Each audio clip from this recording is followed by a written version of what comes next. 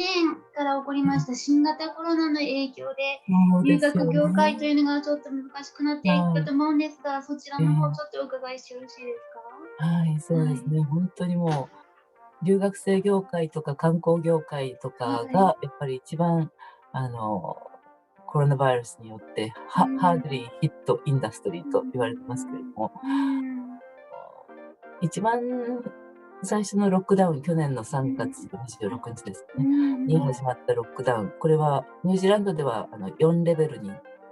国がはい。決めましたので、はい。レベル4っていう一番、高いレベルの警戒レベル。はい。それで始まったロックダウンの頃は、やっぱりホスピタリティインダストリーとかもすごく、ダメージを受けたみたいなんですけど、うん。その後どんどん、あの、レベルが下がったりして、今は、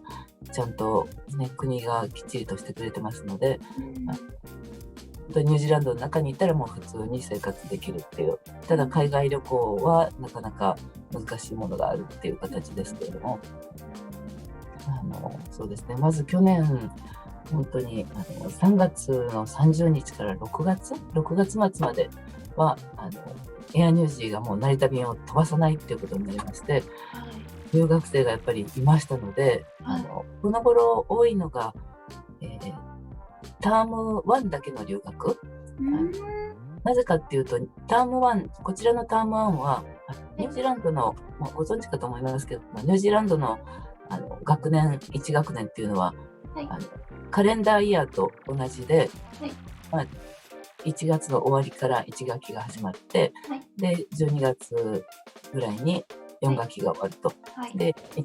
ターム1、ターム2、ターム3、ターム4っていうはい。形ですけども、なのでこちらのターム1っていうことになると、日本の3学期に相当するんですよね。あで、日本の3学期は、一番学校の行事が少ない、文あ、うー化祭だとか体ん。育祭だとか、そういうことで留学に出しやすいっていうことで、うーん。グループの学生さんって呼んでるんですけれども、うん。どこどこ中学ご一行様とか、うんうんうどこどこんうん。高校ご一うんうん行様とか、うんうんそういった形で、ターム1の間だけ各高校に分散して留学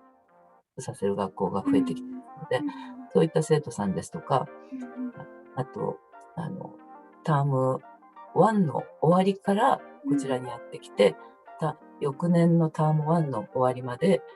こちらにいるという、その1年間、日本の、うーん。学校にできるだけ影響しないようにっていう形で、その期間の丸々1年間だけの留学っていうのを選んでこられる方もいらっしゃるので、あの、大体4月にターム1が終わるんですけれども、はい。あの、去年の1学期の末に帰国する予定だった生徒さんたち、ああ、結局フはい。ライトが4月の何日とかに入ってるわけなんですけれども、はいはいはい。その生徒さんたちが飛行機がもう飛ばないとエアニュージーが言ってしまったので、もう一生懸命と3月末にどうしても変えてしまわないというーけないから、ん。飛行機のフライトのチェンジをして、はい。なんとか全員変えられて、うーん。で、そうですね、コロナですので、最後の3人はロックダウンのレベル4に入ってからのフライトだったんですあね。3月26あ。日からレベル4になりましたから。ええええええ。なので、もう各生徒さんたちホームステイに朝きっちり手を洗って、マスクも必ずして、うーで、ん。日本への便はだいたい早朝発ですので、朝はい。ちょっと寒いんですよね、まだうー少し薄暗かったりしん。て。だけども、窓は開けるからあったかい服装をしてきて、うん。で、3人同じ日に重なったので、1台の車で3人順番にピックアップするので、うん。そこですでにバブルは破ってしまうことになるんですけあれども、バあ。ブルという概念がですね、日本の方にはちょっと分かりにくいかもうんうんしれないんですけども、うんうんうんあの、うん。バブル、風船ですよね。う風ーん。船という形で、一家、一つのそのハウスホールド、うー一ん。家の中だったらもう同じそこで住んでる人たちだから、触れ合っても構わない。それを一つのバブルとしようっていううー形で、ん。別のバブルと触れ合っちゃいけないっていうのが、ロックダウンの基本ですかうら、ん。ですけれども、各ホームステイから生徒さんをピックアップして、うん。同じ車に乗っけて空港に送らなければいけないので、あの、苦労はしましたけれども、うとりあえん。ず、エッセンシャルワーカーであるという、申請をしてたんですけれども、あの頃はもうほんとに皆さんがエッセンシャルワーカーになりたくって、エッセンシャルワーカーの認定をしてくれるところにみんなが連絡をしてるみたいで、うん電話もつながらない、メールを打っても返事が来ないっていう、そういう大変な状態だったんですけど、とりあえずその連絡をしているということをプリントアウトをして、証明を車の中に積んだ状態で、生徒さんたちにも気をつけて、他の子の生徒さん同士知り合ってますので、友達にはなってるんですけど、別の高校であったりとか、別のホームステイに当然住んでても。なので、知り合ってるんですけれども、他の子のスーツケースとか持ち物にとか、体に触れないようにしてねっていうようなことを言って、もう大変な状態で行きました。それでもなんとか全員送り出して、もしもあれが送り出せてなかったら、もうその生徒さんたちはしばらくニュージーランドにスタックして、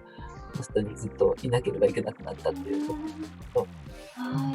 そんな感じで、あとは去年やっぱりだんだんイヤー13、日本の高3にあたる子たちが順番に卒業していって、日本の大学に進学予定の子たちも何人かいましたので、そういう子たちは通常は、ニュージーランドの統一試験 NCA の全国統一の一斉試験というのが年末の11月にありますので、だいたい帰国生受験の受験日が9月から10月あたりにあって、そこで一旦一時帰国をして、受験の試験を受けて、それからもう一度ニュージーランドに戻ってきて、ニュージーランドの NCA のエクスターナルと呼ばれている最終の試験を受けるんですよ。もう永住権を持っている人でなければ、もう一旦国外に出たら戻ってこれないっていう形になってしまったので、各大学に連絡を取ったりして、OK をもらい、ニュージーランドの高校側にも、卒業の日程を、卒業予定のその証明書に、あまり早い日程が書いてあると、やっぱり日本の大学側にとって良くないので、これをなんとか、日本に帰ってからも少し、オンラインでの授業に変わってた学校もありますので、日本でもオンラインの授業を続けるから、卒業予定日を11月とか12月にできないかとか、いろんな交渉をしますけれども、無事にみんなちゃんと大学に入ってくれて、そちらは良かったんですけど、現地側では順次そうやって留学の期間が終わって完全帰国していた生徒さんたちが抜けてきますので、もう今は本当に新しい生徒さんが入ってこない分、その数がとても少なくなってます。今の状況ですと、そうですね、ニュージーランドの教育省のクリス・ヒプキンズが、来年なんとか開けようというふうに動いてくれてます。来年ですね。すでに大学院生ですね。大学院生ですでにもうここで勉強をしていたけれども、年末に自分の国に帰っていて、で、ロックダウンが始まったから、ここに戻ってこれなかったっていう生徒さんに関しては、すでにもう200名が戻ってきていいよっていう形になってますけれども。それも隔離してってことですか？隔離は、必要ですね。その辺もやっぱり何ヶ月以上の長期の留学生さんに対しては、例えば国が半分負担するだとか、$3000から今度$5000ぐらいに上がってしまいますので、その隔離の費用も2週間、各高校がどこまで負担するかとか、何%ずつ分担しようとか、そういったことを決めていかないといけない。プラス、留学生業界はこの国では大きいですけれども、でもやっぱり、こんだけ安全なニュージーランドに住みたいということで、一旦そのブレインの流出のような形で海外に出て行って住んでるニュージーランド人が帰ってきたいということで、どんどんやっぱり入ってきますので、そういった人たちへのクアランティーン施設、その隔離施設の部屋の確保ですとか、隔離施設の部屋の数が増えれば、その分見張ってる人たちの数も必要になりますので、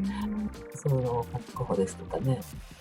いろいろと、あとやっぱり特別な目的でスポーツですとか、アートですとか、そういった形で入ってくる人たちへの許可だとか、もう移民局は今もそっちの方に対応を追われていて、国外からのスチューデントビザですとか永住権ですとかの申請は一旦ちょっと保留状態になってしまってますね。今願わくば、来年のそうですね、半ば頃、留学をスタートするにあたっておそらく今陰性が入ってき始めてますけれども、陰性で大学生で高校生、中学生、それで、語学学校生とか、そんな感じでなるんじゃないかなと、専門学校生ももちろんいますけど、そんな感じで思ってるんですけど、中学、高校、大学の留学で、大学はセメスター制ですので、年の半ばからのセメスター2から入れれば、嬉しいなっていう感じですし、高校生もターム2かターム3あたりから受け入れが開始されればいいなとは思っています。問い合わせはありますけれども、確固たることをこちら、現地に住んでいる私たちでも言えないので、難しいですね。難しいですよ。皆さん、安全なニュージーランドにぜひ来ていただきたいなと思いますね。そうですね。待ち時間というとおかしいんですけれども、その間の準備期間として、日本で、留学を考えてらっしゃる方とか、移住を考えてらっしゃる方に何か、ありますか？そうですね。留学を考えてらっしゃる方に関しては、オンラインでの、授業をやってる学校が、語学学校だとかでも、やっぱりちょこちょこ出てきてますので、そういったところを利用していただくとか、日本にいてもしっかりと英語力をつけておくとか、準備をして待っていただければ嬉しいなと思います。永住権に関してはそうですね。やっぱり、ベストの頃合いを見計らって申請しないとダメだと思うので、まだ今はちょっとその時ではないかなと思います。語学学校でオンライン授業をされているところの情報は、ウェブサイトで検索すれば出てくる感じそうですね。今特に私がどこをお勧めっていうことはできないと思うので、ウェブサイトで検索してください。ニュージーランドのランゲージスクールと入れれば、大体いろんな情報が出てきます。出ると思います。わかりました。それともし咲子さんに個人的にお問い合わせしたいという場合は、そうですね。メールでやっぱりクラフト的にその方のご希望を聞き、状況を聞き、それでベストな